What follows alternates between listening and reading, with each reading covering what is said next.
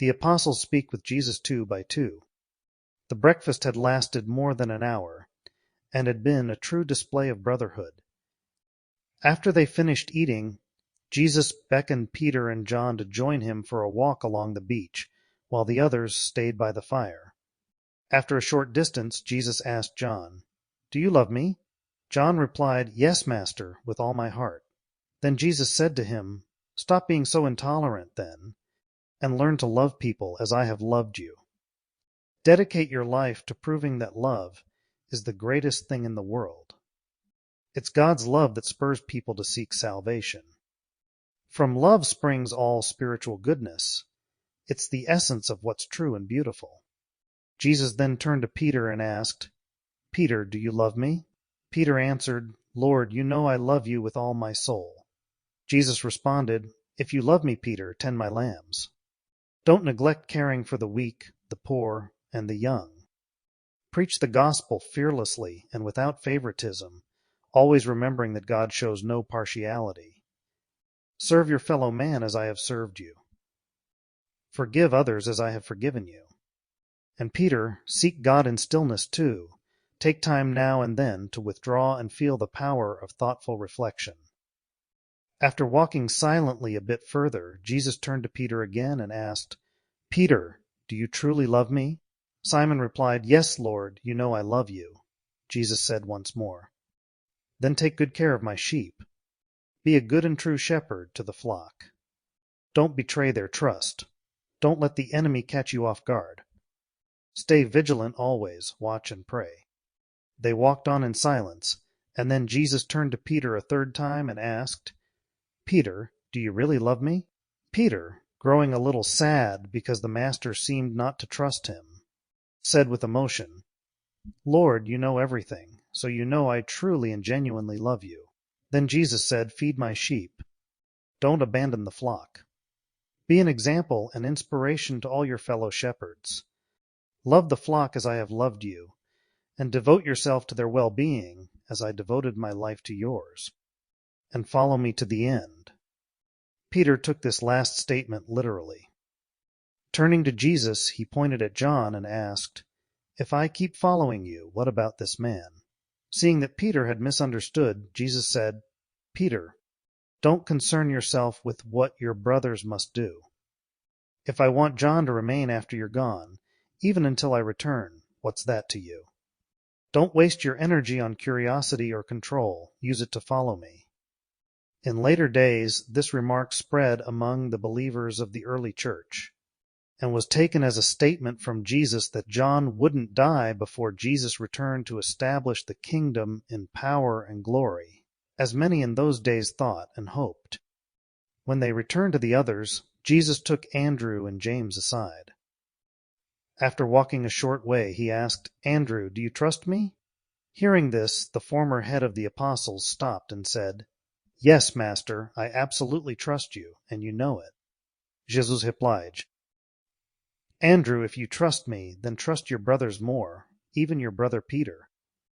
I once entrusted you with leadership over them. Now you must place your trust in others. When your brothers are scattered by bitter persecutions, be a caring and wise counselor to them. Watch over my brother James, too, for he'll face heavy burdens his experience hasn't yet prepared him for. Keep trusting, for I won't abandon you.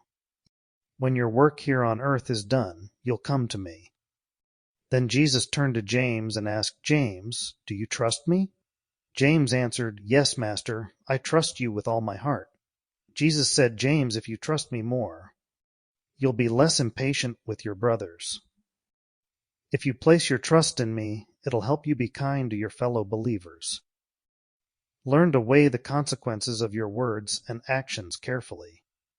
Remember that you reap what you sow. Pray for a calm spirit and practice patience. These virtues, paired with living faith, will sustain you when the hour comes to drink the cup of self-denial. But never be dismayed. When your work on earth is finished, you'll come to be with me." Next, Jesus spoke with Thomas and Nathanael. To Thomas he asked, "Thomas, do you serve me?" Thomas replied, "Yes, Lord, I serve you now and wish to serve you forever." Jesus said, "If you want to serve me, serve my brothers here on earth with the same love I've served you. Never tire of doing good, persevere, knowing you're consecrated by God for this service of love. When your service on earth is complete, we'll serve together in glory." Thomas, stop doubting. Grow in faith and in the knowledge of truth. Believe in God like a child, but stop acting so childishly. Take courage, be strong in faith and mighty in his kingdom. Then Jesus asked Nathanael, "Do you serve me?" The apostle answered, "Yes, Master," with undivided affection. Jesus said, "If you serve me wholeheartedly, ensure you devote yourself tirelessly to the well-being of my brothers on earth. Blend your counsel with friendship and add love to your philosophy. Serve your fellow man as I've served you. Be faithful to people as I've watched over you. Be less critical, expect less of some, and you'll lessen your disappointment. When your work down here is done, you'll serve with me on high." After this, the Master took Matthew and Philip aside. To Philip he asked, "Philip, do you obey me?" Philip replied, "Yes, Lord, I'll obey you even if it costs me my life." Jesus said, "If you want to obey me, go to the lands of the Gentiles and proclaim this gospel there. The prophets taught you that obedience is better than sacrifice. Through faith, you've become a son in the kingdom, one who knows God. Go out and preach the gospel of the kingdom. No longer fear people. Don't be afraid to share the good news of eternal life with your fellow men who languish in darkness and hunger for the light of truth. Philip, you'll no longer deal with money and goods. You're free now to preach the glad tidings. I'll go before you, and I'll be with you to the end." Then Jesus turned to Matthew and asked, "Do you have the courage to obey me?" Matthew answered, "Yes, Lord, I'm fully committed to doing your will." Jesus said, "Matthew, if you want to obey me, go and teach all nations this gospel of the kingdom. You can no longer serve your brothers with money.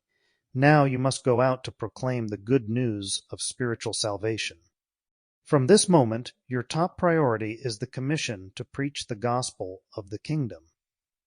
As I've done the Father's will on earth, so you must fulfill the divine mission. Remember that both Jews and Gentiles are your brothers. Fear no one when you proclaim the saving truths of the gospel. Be faithful, and where I go, I'll be ready to welcome you after this earthly life." Then he walked and spoke with the Alphaeus twins, James and Judas. Addressing them both, he asked, "James and Judas, do you believe in me?" They replied, "Yes, Master, we believe in you." Jesus said, "I'll soon leave you. You see that my natural body has already left me. I remain in this form only a short while longer before going to my Father. You believe in me, you are my apostles, and you always will be. Keep believing and remembering me, even if you return to the work you did before you shared your lives with me. Stay faithful, hold faith in God, and trust in Him until the end of your days here on earth. Never forget that as a son of God through faith, all honest work on earth is holy.